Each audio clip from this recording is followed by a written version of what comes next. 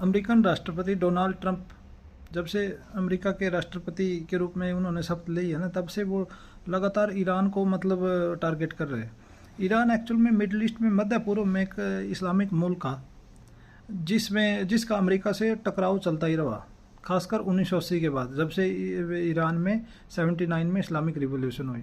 तो अमेरिका की बातों को नहीं मानता, और मिडिल ईस्ट में अमेरिका एंटी मतलब जो सुन्नी कंट्री है उनको सपोर्ट करता है, और शिया कंट्री का विरोध करता है। शिया ईरान है, या एक आध और छोटा मोटा देश है। सुन्नी कंट्री है आपका ये यूएई, सऊदी अरेबिया, जॉर्डन, तुर्की, ये सारे सुन्नी कंट्रीज हैं, इराक भी। तो ना अब ये कोशिश हो रही कि जो न्यूक्लियर वेपन है, जो परमाणु हथियार है, उसके मामले पे ईरान के साथ कोई ना कोई बातचीत की जाए। और डोनाल्ड ट्रंप लगातार ईरान को धमकियाँ दे रहे कि अगर आपने बातचीत नहीं करी, अमेरिका की बातें नहीं मानी, आप टेबल पे नहीं आए बात करने के लिए, एग्रीमेंट के लिए, तो आप पे अटैक किया जाएगा। अटैक ऐसा किया जाएगा कि आपका सब कुछ नष्ट हो जाएगा, आप पे इतनी बम्बार्डिंग की जाएगी तो आपकी मिसाइलें वगैरह सारी बेकार की, मतलब चौतरफा अटैक किया जाएगा, ईरान के सारे शहर अपने नेस्तनाबूद कर देंगे, उनकी ये धमकी है। बट असल में अमेरिका प्रेशर टैक्टिक्स के माध्यम से प्रेशर बना के ईरान को टेबल पे लाना चाहा, बातचीत की टेबल पे, और उसके साथ नए एग्रीमेंट करना चाहा। 2015 में जब बराक ओबामा ने ईरान के साथ एक एग्रीमेंट कर लिया था, उसमें आईएईए जो इंटरनेशनल एटॉमिक एनर्जी एजेंसी है, वो उसको मतलब इंस्पेक्शन करने की, उसके सुपरवाइज़र को, आईएईए के सुपरवाइज़र को, निरीक्षकों को ईरान के जो परमाणु संयंत्र है उनका इंस्पेक्शन करने की परमिशन मिल गई थी। उसके बदले में अमेरिका ने उससे इंटरनेशनल इकोनॉमी एंड स्ट्रेटजिक जो प्रतिबंध लगे थे, सैंक्शन लगे थे, उनसे अमेरिका ने काफ़ी रिलैक्सेशन दे दी थी उसको। क्योंकि फ़िलहाल तो न्यूक्लियर वेपन डेवलप करने के, मिसाइलें डेवलप करने के, मतलब मिसाइलें और हथियार, परमाणु हथियार बनाने के, उसमें ईरान पे बहुत से अमेरिका ने और यूरोपियन कंट्रीज़ ने बैन लगा रखे, मतलब प्रतिबंध लगा रखे।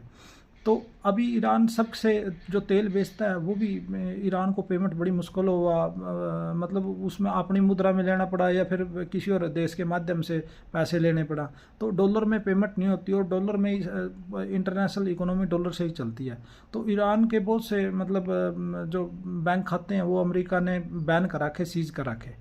IMF और वर्ल्ड बैंक ने भी ईरान पे मतलब ईरान का जो मतलब फाइनेंस का काम है ना, वो सारा बाधित कर रखा, रोक रखा, क्योंकि ये दोनों एजेंसियां अमेरिका के कहने पे चलती हैं। तो अब अमेरिका ईरान को फोर्स करना चाहा कि ईरान ना न्यूक्लियर वेपन के मामले में अमेरिका के साथ कोई एग्रीमेंट कर ले। असल में अमेरिका पे सऊदी अरबिया और इजराइल का प्रेशर है कि वो दोनों देश चाहते हैं कि मध्य पूर्व में, मिडिल ईस्ट में कोई इस्लामिक मुल्क न्यूक्लियर वेपन ना डेवलप कर पाए, क्योंकि इसराइल उसे अपने खतरे के रूप में देखता है। इस्लामिक देशों में आज तक जो मतलब न्यूक्लियर वेपन सिर्फ पाकिस्तान डेवलप कर पाया, और जितने भी ये देश है, ईरान है या कोई और इस्लामिक मुल्क का दुनिया में, उनके पास जो परमाणु तकनीक गई है, वो यही आरोप लगाया जाओ कि या तो पाकिस्तान ने दी है, या नॉर्थ कोरियन दी है, या कोई कहता है कि भाई चाइना वगैरह या किसी देश ने ऐसे, या ईरान ने आगे दी है। तो सारे जो ईरान का न्यूक्लियर प्रोग्राम है ना, उसमें भी ये माना जाएगा कि उसमें पाकिस्तान ने मदद की है।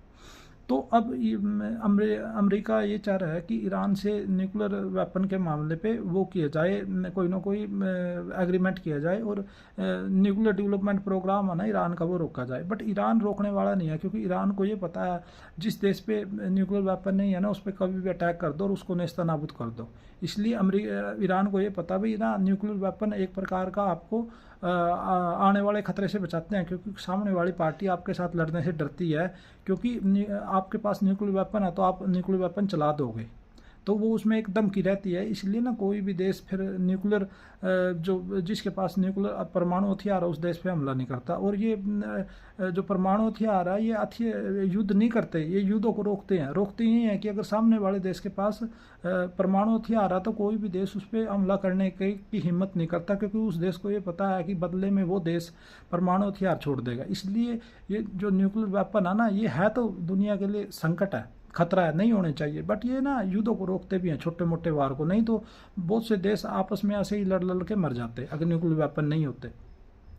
तो अब अमेरिका की यही कोशिश है कि ईरान के ना न्यूक्लियर जो प्रोग्राम है वो रोका जाए किसी भी तरीके। तो उसके बदले में ईरान को फैसिलिटी दी जाए, जैसे इंटरनेशनल इकोनॉमी से जुड़ने का, मतलब जैसे भी आप सारे सैंक्शन हटा लेंगे, बाद में IMF वर्ल्ड बैंक से फंड मिल जाएगा और जितने खाते सीज कर रखे वो मतलब सब सुचारू रूप से चलेंगे। बट ईरान को ये पता कि एक बार न्यूक्लियर प्रोग्राम आपका कंडम हो गया ना, या न्यूक्लियर हथियार आपने छोड़ दिए, तो उसके बाद आप अमेरिका की कठपुतली बन जाओगे, यूरोपियन कंट्रीज़ की कठपुतली बन जाओगे, और कोई भी इजराइल वगैरह या कोई भी देश आपको कभी भी धमका आके कोई भी कुछ भी कर सकता है, आप पे अटैक कर सकता है। न्यूक्लियर वेपन है ना, आपको बचाते हैं, वो आपके संकट के समय आपके काम आते हैं। इसलिए ईरान किसी भी उसमें, आज तक ईरान ने ये मानना ही नहीं भाई मैं हथियार बना रहा है, जबकि वो हथियार बना रहा है, सारी दुनिया ने पता है इसका, हथियार उसके पास है भी है, न्यूक्लियर कैपेसिटी उसने हासिल कर लिया, बट वो मानता ही नहीं है इस बात को।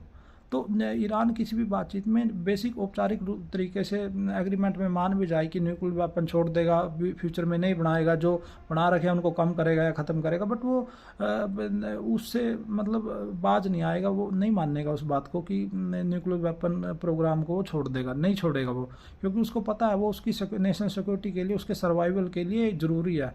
नहीं तो फिर अमेरिका और दूसरे जो वेस्टर्न लोग भी है, ये कभी भी उसको ईरान को कुचल देंगे। तो इसीलिए वो किसी भी बात पे यकीन नहीं करेगा, और रशिया और चाइना के मार्गदर्शन में वो न्यूक्लियर वेपन का सामर्थ्य है वो अपने साथ रखेगा, क्योंकि उसको पता है यही आपका आपातकाल में आपको बचाएंगे।